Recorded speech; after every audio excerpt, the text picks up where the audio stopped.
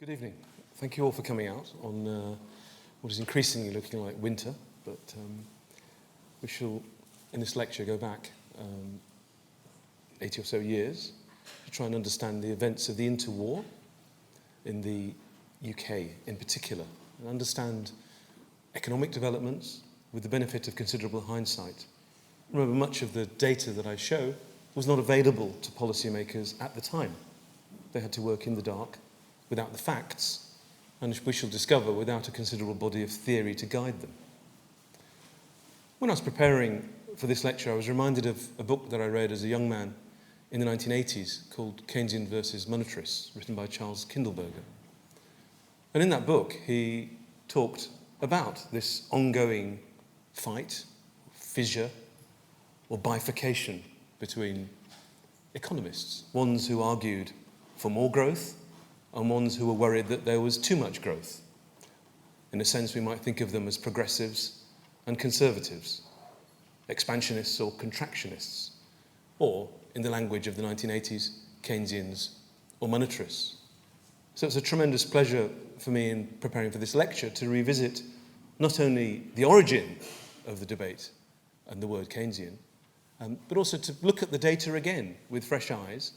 And at the end of the lecture, I have a little surprise, and I'm going to try and offer an explanation for the recessions in the interwar that the UK experienced. I don't actually believe my results, so as an economist, I'm going to argue with myself. In a way, I probably shouldn't say this, it's reminiscent of a scene in the film Blazing Saddles, but I shall let you look that up at some time after the lecture to understand what I'm talking about there. So, let me move to my first slide, and I guess I'm covering a lot of material. Let me apologise that there are a lot of charts here.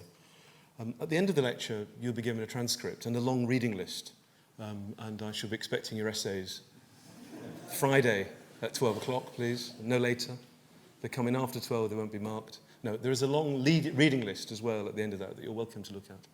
The charts we shall make available on the Gresham webpage, so please do look them up afterwards. I think it was probably unfair to a large number of trees to have all these printed out. So do make the opportunity to look up the charts at the webpage as well, but I shall be drawing mostly on charts rather than tables as a way of expositing what I think happened in the post-war period. And again, I remind you of the health warning that the policymakers themselves probably didn't know a large number of these numbers. They knew some of them, but not all of them. So the economic crisis of the interwar period, after the Great War, there was the Great Slump, 1919 to the early 1920s, and a recession started abroad with the Wall Street crash that engineered itself as a generalized depression or slump across most of the advanced economies of the world. The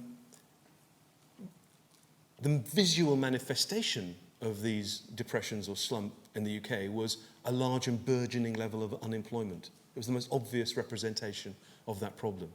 We'd all be familiar, and I'm sure most of us who did history O-level, I put myself in that age category, having done O-levels rather than GCSEs, would remember the pictures and having studied of the mass unemployment of the 1930s, the pictures of the Jarrow marches. This was clearly an obvious policy error in some sense. Something had happened such that the economy could not deliver full employment. And yet, we didn't particularly have a macroeconomic theory or a monetary theory that would allow us to explain large deviations from what we might now term full employment equilibrium. So we needed some theories to help guide us as to why this may happen. And these are the developments I shall try to outline in this evening's lecture.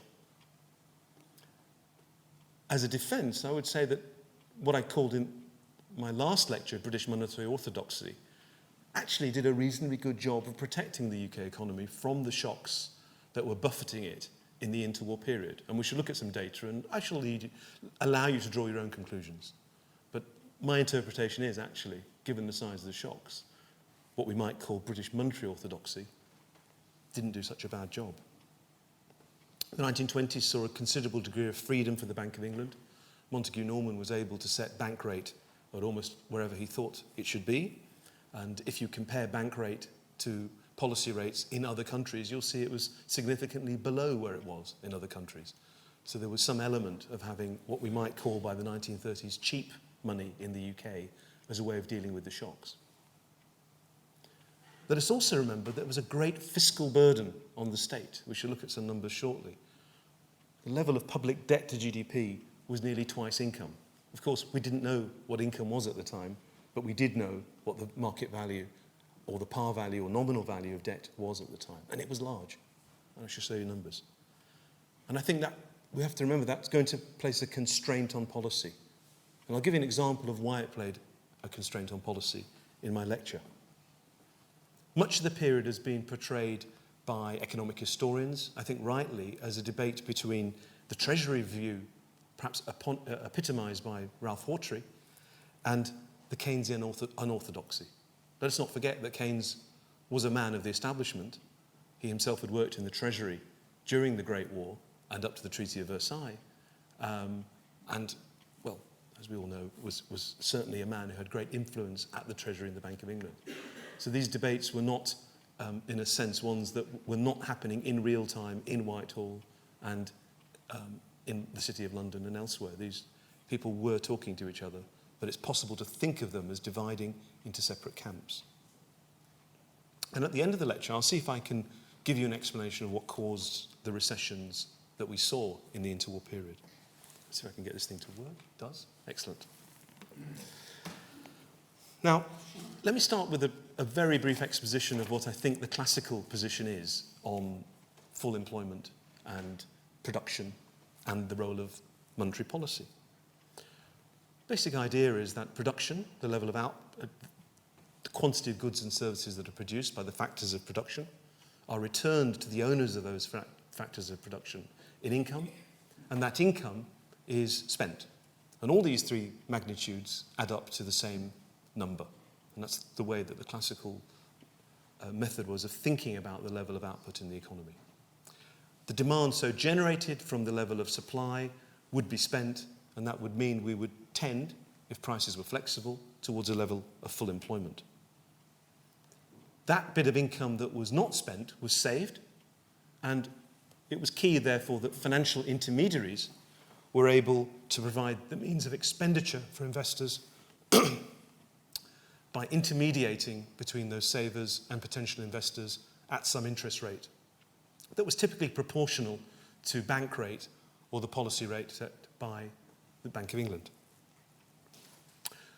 So that savings that were withheld from consumption would equal the amount of investment that was introduced in the economy as another form of expenditure, the interest rate had to be sufficiently flexible to clear this market for savings. The interest rate at which this savings were cleared was the natural rate of interest, a term suggested by Wicksell towards the end of the 19th century. Now, clearly, any dislocations in financial intermediation, a phenomenon, unfortunately, we've become rather familiar with in the last 7 years, may prevent market clearing and also lead to substantial deviations in the set of market interest rates so that they're different from the natural rate, which may then have to have some corrective policy by the central bank. But generally speaking, providing you can ensure financial stability, sufficient flexibility in the interest rate will ensure output and expenditure can be brought into line, essentially by ensuring that savings are cleared in the investment market. Now, just a small detour, if I may. Underneath that classical postulate were a set of principles that central banks had learnt, I think, and they were, in a sense, crystallised in Bagehot's famous book, Lombard Street. And what Bagehot was arguing when he wrote down these principles, that I think was just describing practice rather than suggesting a new set of policies. He just noticed that this is what the Bank of England tended to do in a crisis. And the idea here is that banks have assets, and from time to time there may be some loss of confidence in the banking system. And the central bank can therefore deal with banks that are unable to fund themselves temporarily by examining the quality of the assets that they have.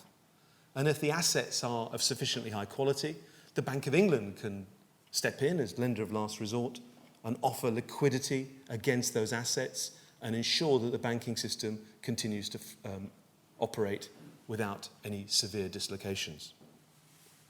In that, if a bank was found to have poor collateral in terms of bad assets, it had made a poor set of loans, that bank should be allowed to fail. We can compare some of these ideas with bank interventions since 2007 and also with the Bank of England's asset purchase facility in 2009. But also, it's worth remembering that there was no central bank in the United States till 1914, and even that there was, the operations of commercial and investment banking were not separated until after the Wall Street crash with the adoption of the Glass-Steagall Act in 1933, and the Federal Reserve hadn't taken on responsibilities in a Bagehot sense until 1935. And as a consequence, many scholars think that the sheer number of banking collapses and episodes of banking collapses that we see in the US were very much related to the absence of a lender of last resort. We had no such collapses regularly in the UK, other than Overend and Gurney in 1866, until the collapse of Northern Rock in 2007. And so I want to say that it was understood that even if we had a classical view of the economy in which we'd always be at full employment, behind that veil, it had been accepted that the central bank stood behind the financial system so that intermediation between savers and potential investors could, in normal times, nearly always occur. That was a clear underpinning of that system. So just recall that when someone tells you otherwise. The Keynesian challenge. I think to summarise the Keynesian challenge is to imagine a world in which it's no longer interest rates, Keynes suggests, that are adjusting to clear the market for savings, but income that adjusts. And so, if you imagine, if you will, a world in which savings are greater than investment, in the classical world, you'd lower interest rates and the market would clear. In the Keynesian world, if savings are greater than investment, what will happen without any further government intervention is the level of income will fall. Savings are a fraction of income. As income falls, the quantity of savings falls to meet the demand for investment. So what happens is that income is the final objective of policy rather than interest rates. It also means, in fact, once you start thinking about it, there's a large number of possible outcomes, or what economists these days call equilibria. There's not one necessarily unique equilibrium for the economy. It all depends on the level of demand. And if you buttress demand, you could, in effect, bring up the level of investment to a given level of savings. And put this way, it's a very simple insight, but it's, in its own way, tremendously profound, and one that we still argue about today, to the extent to which we may think or may not think there is sufficient spare capacity in the economy so the government has a portfolio of choices available to it as the level of demand it wants to see. If, on the other hand, you think that's not the case, then the way you set policy is simply about trying to lower interest rates, however you may do it, through standard or unconventional monetary policies, so that investment rises to capture any excess savings. It's a debate that still echoes today. I'm going to now either thrill you or bore you. Let me just say, there's a bunch of charts that I've decided is the best way for me to explain what happened to the interwar economy in the UK in this period. So what I've done here is simply, and this data was not available to policymakers at the time. The first set of national accounts were presented to the Treasury in 1941. The data that we now see was mostly constructed by members of the Department of Applied Economics at Cambridge in the 1950s and 60s, with the book by Charles Feinstein published in 1972. So I'm cheating by presenting this data to you in a rather embarrassing manner. But let me look at the data, because it's our best guess of where we think output was in this period. And The middle line is UK real GDP. That's the quantity of goods and services produced by the UK economy. I've based it to 100 in 1919, just so we can see what happened relative to the immediate end of the Great War and where the economy grew in quantity terms. And the shaded areas are recessions. The Great Slump, 1921, and the relatively short recession in the UK, 1929-31, following the Wall Street crash and the start of the Great Depression in the United States. It seems to me that, yes, there was, by modern standards, a fairly large slump in 1919-20 with the reorientation of the economy from a wartime economy to one in which you're producing for the private sector, but also a world in which there was a deflation. It's a particular form of slump, that one. So if we just move away from that for a minute, I don't want to give away what I think caused it, but there's a reason there why we see such a large fall in GDP. But what we see subsequently, from a point of 80 in 1920 up to a point of nearly 140 by 1919, is a period of reasonably sustained growth for the UK economy. The red line, the bottom line, is UK nominal GDP. So that is the value of goods and services produced. And the difference between the quantity and the value is the price level. So what you can see and observe immediately from that is that there was a sustained deflation in the UK in the 1920s. And in fact, the price level in 1931 was also below that we see in 1925. So there was a continued deflation until 1931. Most of that was connected with the wish to get back on the gold standard at $4.86. We'd formally gone off, the UK had formally gone off the gold standard in 1919. De facto had been off the gold standard throughout World War I. And the currency had depreciated considerably relative to the dollar. And in order to get the currency back at the old exchange rate, you kind of need domestic prices to fall so that it becomes at least reasonably competitive. And so we see this sustained deflation in prices as the red line is far below the blue line. That's a very brief story of income in the UK in this period. Let's compare it to the US. I like to think about when we look at the US is that the start point and the end point, in terms of 100 and about 140, are very similar. But what we have in the US is a much more volatile ride. A much stronger boom in the 1920s, a much deeper fall after the Wall Street crash, a later, more sustained recovery, in part through rearmament, but the end point looks very similar to that which we'd seen in the UK. I know which ride I'd prefer from about 1920 onwards, but those of you who are risk-loving may prefer a different type of ride. But being a risk-averse kind of chap, I kind of prefer that middle line.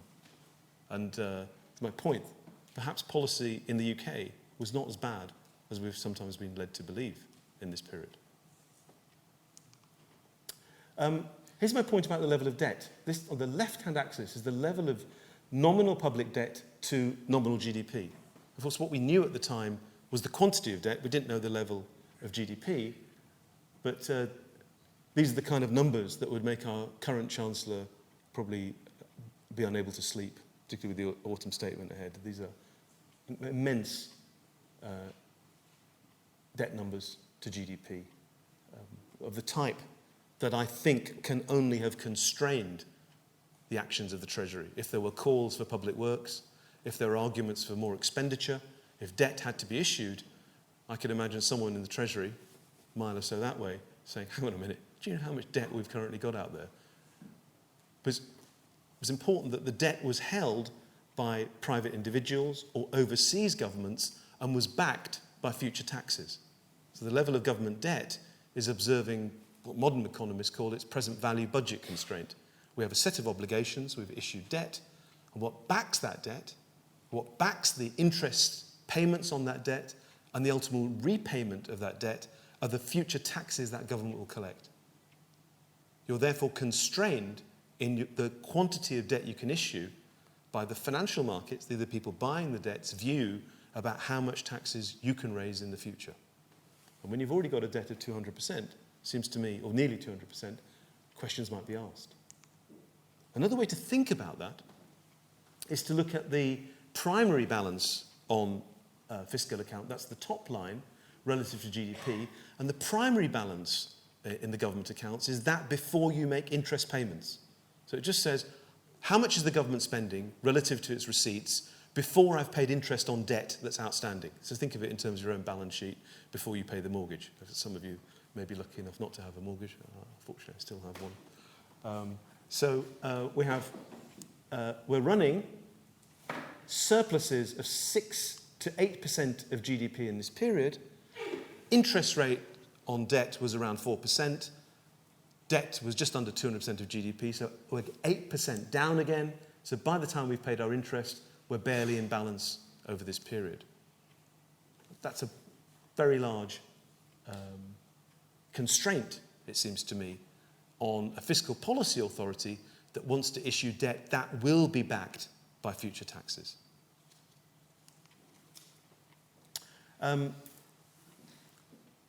We have some interest rate data. I want to not dwell on this for too long, but I just want to point out that bank rate, I haven't put in other countries' bank rate, is the red line, was, apart from the immediate post-war period where you see interest rates of 5%, which combined with a deflation was possibly a very high real interest rate to try and get back to parity in the terms of the exchange rate. But subsequently, by 1920, 21, 22 onwards, interest rates were relatively low and remained so. That brought down the bond rate. To a degree, the bond rate is essentially the set of current and expected future short-term rates to levels that allow the outstanding level of debt to be reasonably serviced. If you lose control of the bond rate, as some peripheral countries in the euro area have learnt in the last few years, it becomes almost impossible to service the level of public debt, which leaves you very vulnerable to shocks. You can't ride them by issuing further debt in your economy. But what I also note is that we can look at the rate at which corporates were borrowing in this period, and we can see that had it not been for relatively lax monetary policy, these very high interest rates paid by corporates who were borrowing 20% and above immediately after the first recession, and again nearly 20% immediately after the second recession, may have acted to considerably amplify the downward momentum in the economy. There was a case there for having these low rates to offset some of the other changes in interest rates that were being observed. Again, many years after the fact, we're able to understand what, in part, was driving movements in GDP.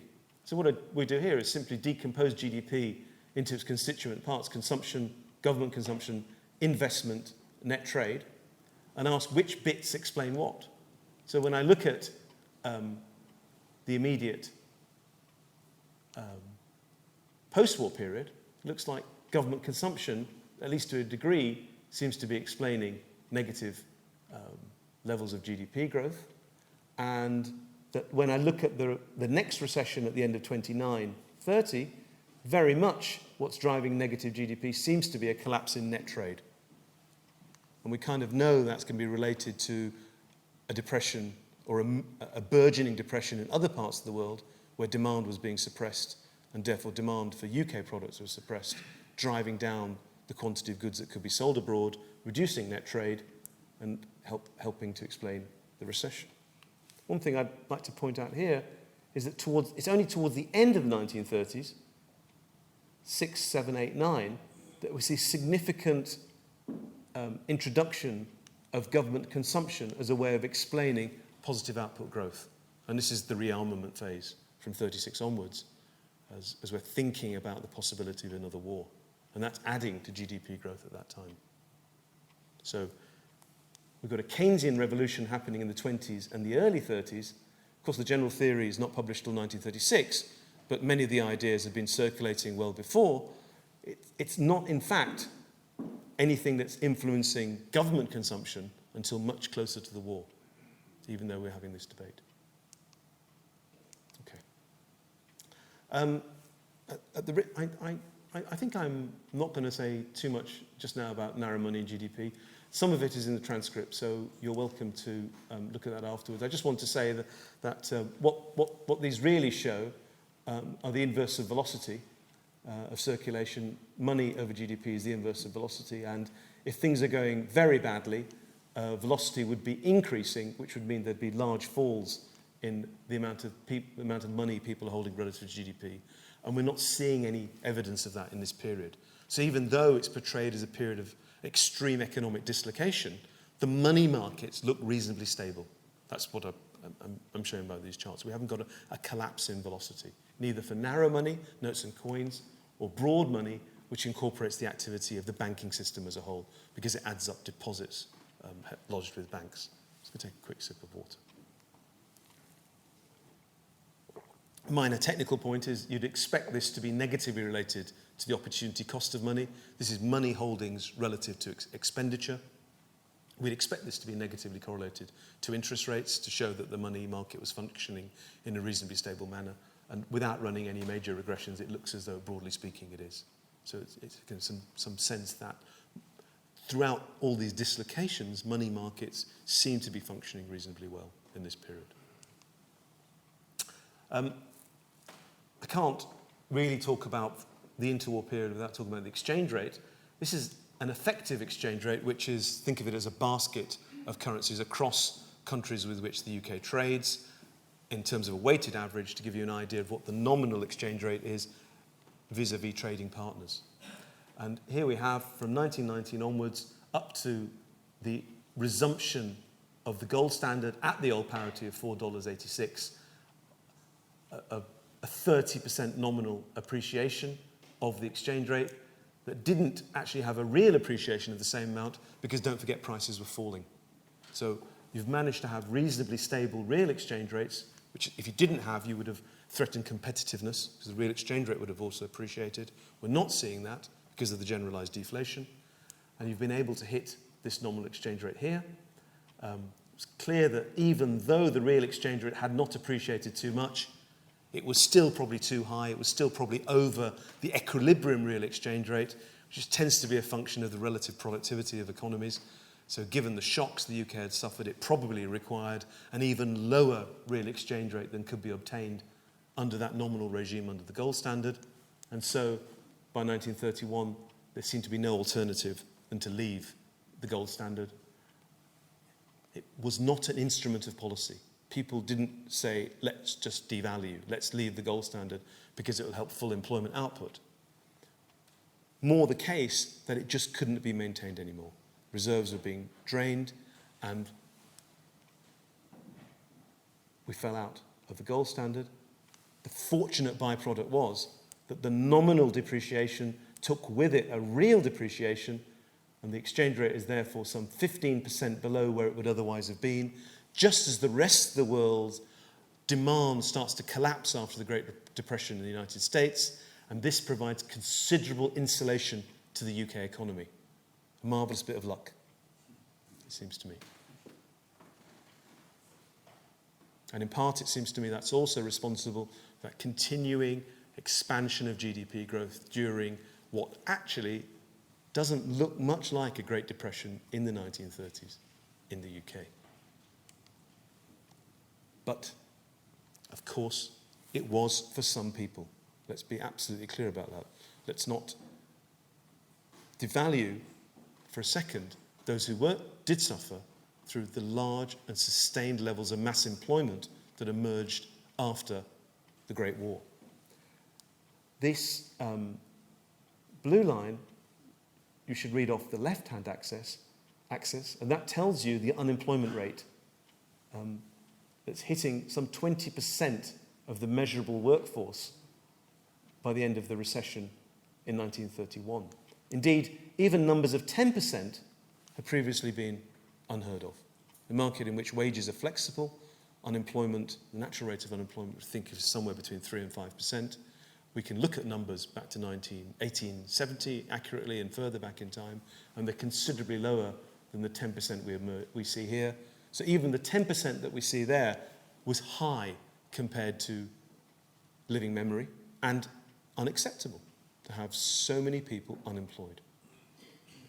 Now, I'm not going to give you a reason here today for the level of unemployment, but I want to point out that this red line shows real earnings, and you can see that real earnings, which are based at 100 in 1919, are some 20% up by the end of the recession. So 20% increase in real wages.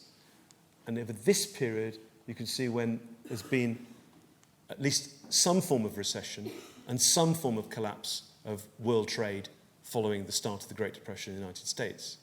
And it could very well be that a lack of downward nominal wage rigidity played some role in explaining these high levels of unemployment. But I don't want to give you a complete explanation. What I want to say is that I think it was this manifestation of mass unemployment that helped make the Keynesian case that the economy was demand deficient and that we were under full levels of employment. It seems obvious. If you've got 20% of people unemployed, how can you say there's full employment? Don't use the term full employment. We maybe use the term that this is the natural rate of output in the economy in which all factors of production are used to their full amount. But how could you say that if unemployment is already at 10% and risen to over 20%? It almost seems manifest that there must be a lack of demand and a case for some policy intervention to move that demand away from an artificially low level. And it seems to me that's the heart of the argument and the heart of the evidence that must have been produced at this time. Now, before I talk about the policy arena directly in the UK, I want to point to some rather famous experiences that were going on in Central Europe.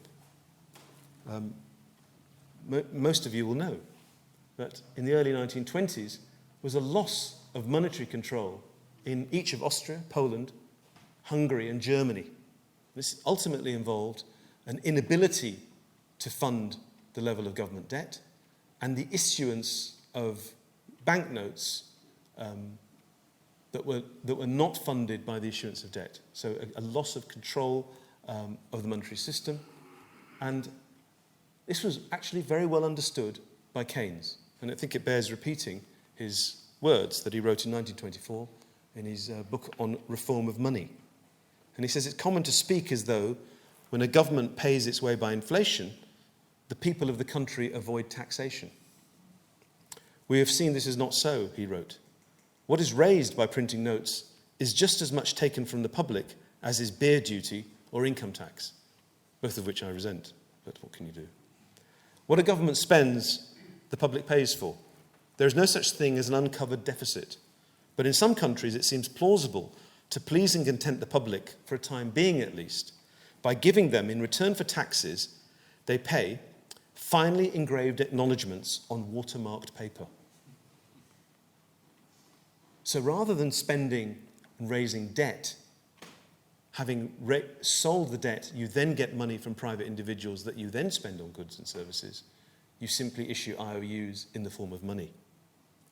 The income tax receipts, he argues, which we in England receive from the surveyor, we throw in the wastepaper basket. That's how right he is. In Germany, they call them banknotes and put them in their pocketbooks. In France, they are termed rentes and are locked up in the family safe. I think this experience of what was going on, these hyperinflations, must have been some form of warning as to what might happen in the UK if we couldn't fund the debt, and we couldn't sell the debt to private individuals, and tried to run too expansionary a fiscal policy. I suspect it cast a shadow over arguments for more expansionary fiscal policy. You'd be familiar with the story of Weimar Germany. This is Hungary. And we have here, started in July 1921, we're getting 35 cents per crown, and within 2 years, it's basically zero. And this is the price index starting at 100, and we're at, how many zeros is that? 2.5 million, the price index, 3 years later in Hungary, as the government loses control of its fiscal position and issues notes to back its expenditure rather than selling debt into financial markets. In fact, what we can see as well is that by 1924, the price level actually had stabilised, and so had the exchange rate. You can't see it there. And what had happened is that by the mid-1920s, each of these economies had solved their inflation problem. And what it involved was the creation of some form of independence in the central bank, coordination between monetary and fiscal policy, and a commitment to sell debt to private individuals or overseas agents that was explicitly backed by future taxes. And this in itself was enough to stabilise prices in these economies. So I suspect this was something that continued to act as a constraint on policy, even in the UK. Now, the policy arena at this time is portrayed as a battleground between Keynes and the Treasury. And we have Hawtrey at the Treasury and we have Montague Norman at the Bank of England. And they're both essentially arguing that economic fluctuations were a revelation of nature and something that tended to be the result of monetary shocks. And they could only be tamed to some degree. They weren't things that you could completely attenuate, the kind of argument that was being taken at that time. They neither considered the exchange rate nor the budget tools of economic policy. And yet, almost by accident rather than design, the fall in the exchange rate and the expansion of the budget in the late 1930s helped the recovery from what may have been a global recession imported into the UK. In fact, such was the surprise at what the exchange rate might do. In 1931, when the Labour government decided to finally leave the gold standard, one Labour cabinet member famously said, "Nobody told us we could do this." It wasn't something that was explained as a possibility. And I think this move towards government taking responsibility for the level of activity was manifest in the famous Employment White Paper of 1944, which set up the government's commitment to full employment. And it said the government accept as one of their primary aims and responsibilities the maintenance of a high and stable level of employment after the war, for which we can take to mean a high and stable level of effective demand. Now, I have about 10 or so minutes to go, so I'm going to see how much. I think I can get through this.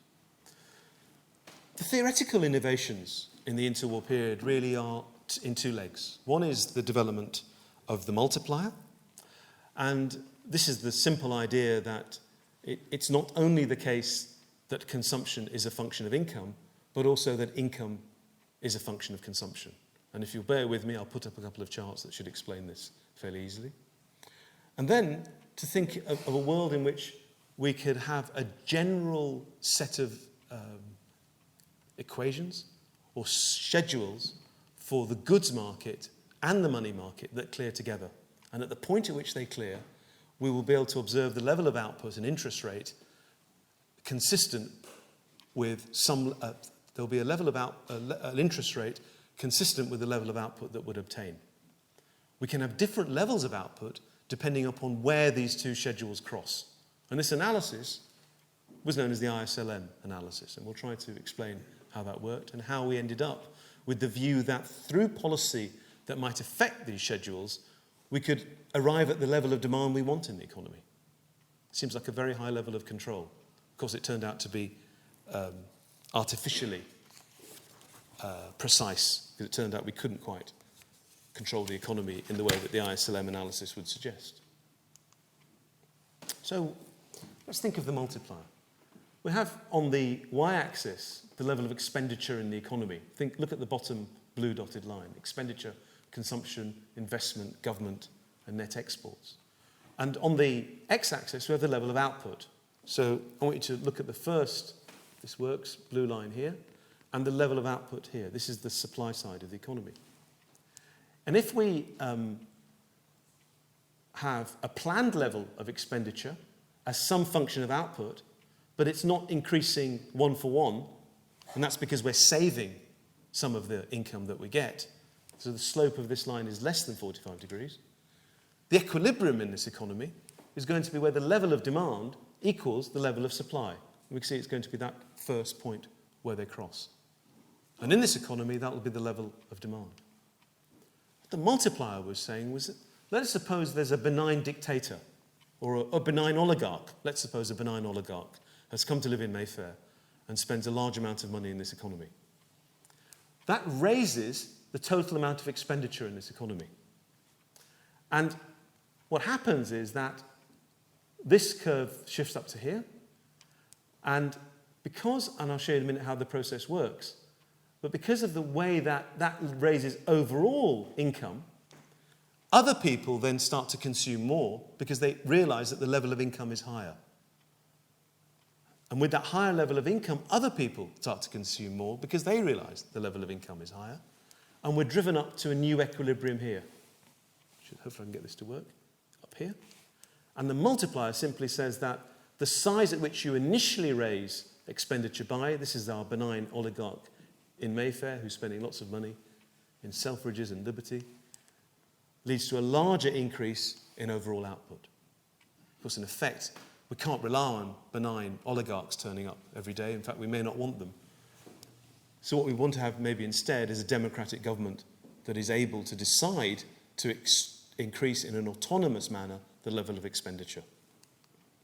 And the way the process works, let's just zoom in, is really just like this. In the first step, our government decides to raise the amount of expenditure. These people look forward and say, that level of expenditure is consistent with that level of income. I shall therefore spend that much here, which is the amount of expenditure I shall have at that level of income. And that takes me up to there. Then these people say, that level of expenditure is consistent with that level of income. And if I have that level of income, I shall spend that much. And so on until we hit this new equilibrium point. That is the multiplier. And that had been doing the rounds from Keynes in his undergraduate supervisions at Cambridge, and was written up by one of his students in 1930 and 31. Now, if we take that idea that we've got more expenditure in the goods market, we need to remember that we work in a monetary economy. So the equilibrium must require some changes in the money supply and money demand as well. So for that, we need not only to describe equilibrium in the goods market, we need to describe equilibrium in the money market. And this is the IS-LM interpretation by Sir John Hicks of Keynes's theory. So let's see if we can understand that. We have here is interest rate and output space. And we've traced a goods market equilibrium. Recall that as income goes up, we're going to save more. If we're saving more, and we want there to be an equilibrium in this economy where savings equals investment, as income goes up, we save more.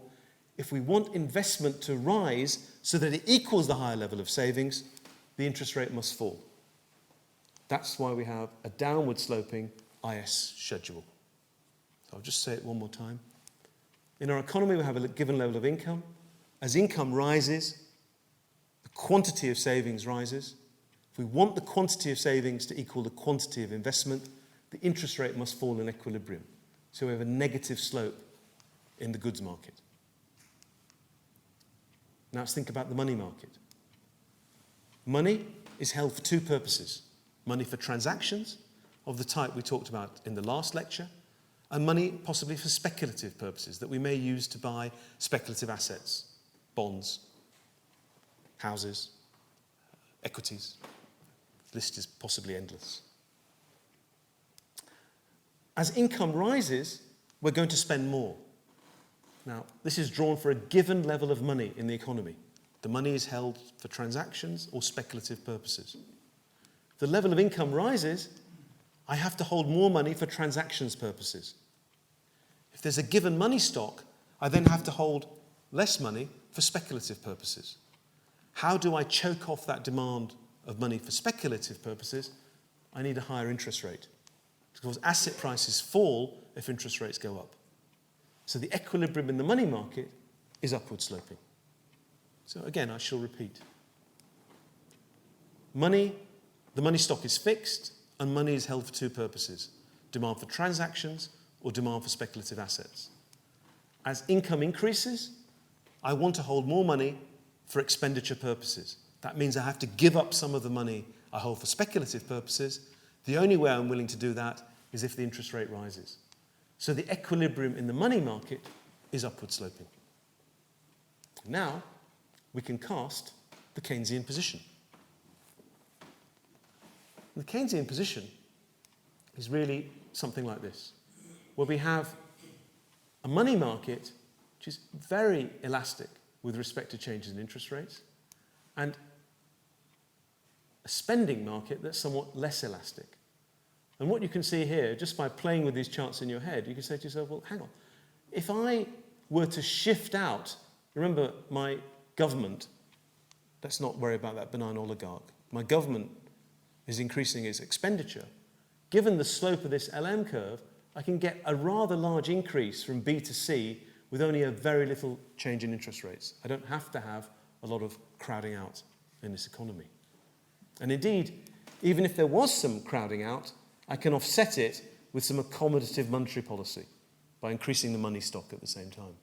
So it suggests, in this world, with the IS of this shape and the LM of that shape, that there can be a very effective fiscal policy to expand the level of demand.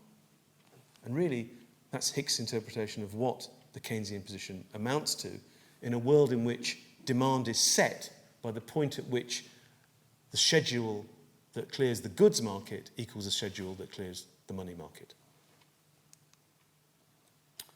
Let me compare that to the Treasury view. Well, the Treasury view is that this thing here, the money market here, is extremely inelastic. And so that if I shift, if the government starts to expand expenditure from IS0 to IS1, all we'll end up with is higher interest rates and no increase in output. In fact, the only way I can increase output is by expanding the money supply. So in this sense, Treasury view is essentially that output is going to be determined by monetary shocks. Consider here a world in which I start at this point here and I have a negative monetary shock. I could have a very large contraction in output. And the Treasury view involves thinking about sound money, thinking about stable LM functions so that we're not inducing too much variability in output by losing control of the money markets.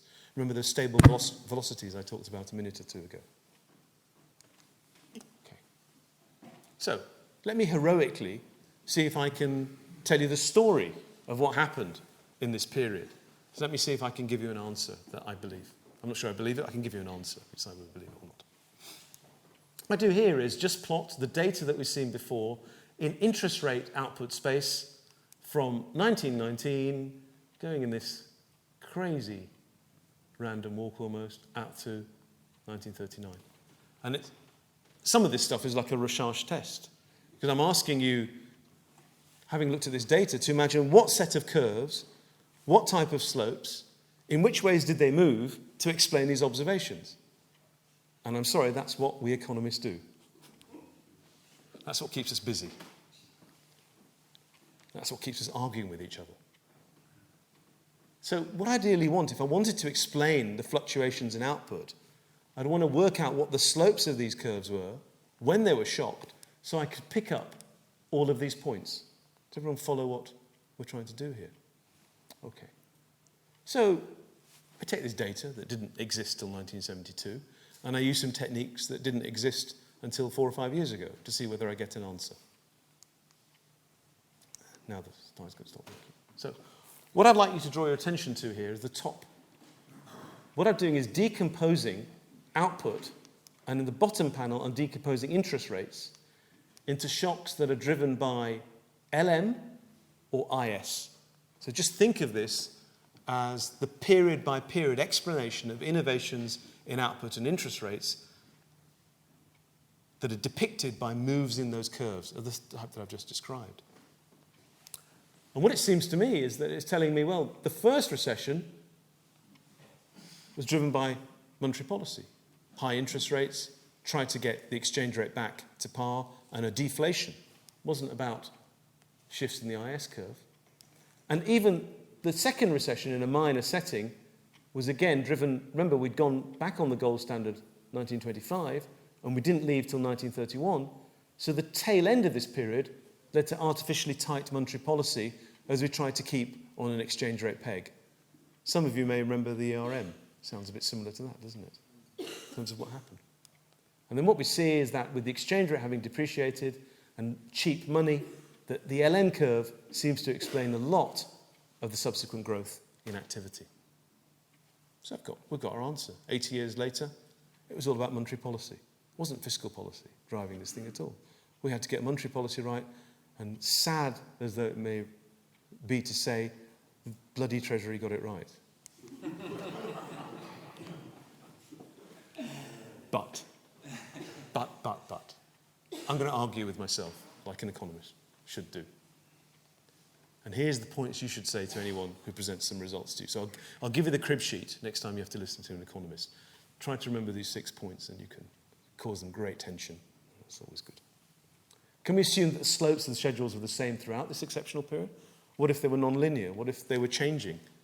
How does any estimation technique do with that? Well, it can't. I have to assume they're the same throughout this period in the estimation I've just shown to you. What if the data on output is measured with error? We don't really know it. It's all constructed 30 years or more later. How can we possibly... What happens if you run these exercises and with some error attached to it? Would that lead to the same results? Well, it wouldn't, because you'd have different measures of the level of output. How about the high levels of unemployment? That's not even being measured in the output data. Remember, the output we saw had a continual expansion over this period. Didn't unemployment matter? Was the labour share so low? Maybe if we replaced the level of output with labour income, we'd get quite a different story. Can we proxy the economy-wide interest rate by bank rate alone? We've seen corporate bonds moving in a detached way. I've only looked at bank rate. Wouldn't that change the results? How do we deal with expectations? And what about changes in the price level? Each of these things were occurring at this time and aren't accounted for in the standard IS-LM explanation. Therefore, things that we've been occupying ourselves for as people interested in monetary policy since World War II. And this will be perhaps the part of my next lecture. My first lecture told you that the job of the government is to get money to work. Money must provide a standard so it can become a medium of exchange and allow people to trade intergenerationally. That seemed to me the key of what a government is about, setting that standard. That was my first lecture. My second lecture seems to argue that it became the job of the state to get people to work as well as money to work. We want to have a world in which full employment is attainable, even though classical prescriptions would say that should take care of itself. The classical market also had underpinning it a view about financial market stability. Where that left us by the 1940s was that economic theory and policy had to encompass employment, output, and aggregate demand. It couldn't ignore these factors. I think the 1944 White Paper set the scene, and the adoption of Bretton Woods after World War II made it clear how economic policy was going to be set. And one point I would like to say, I think we need to ask ourselves to what extent did the opportunity to alleviate insufficient demand evolve into an obligation for the government to hit full employment? And what kind of problems did that lead to in the post-war period? That'll be the subject of my next lecture. Thank you very much.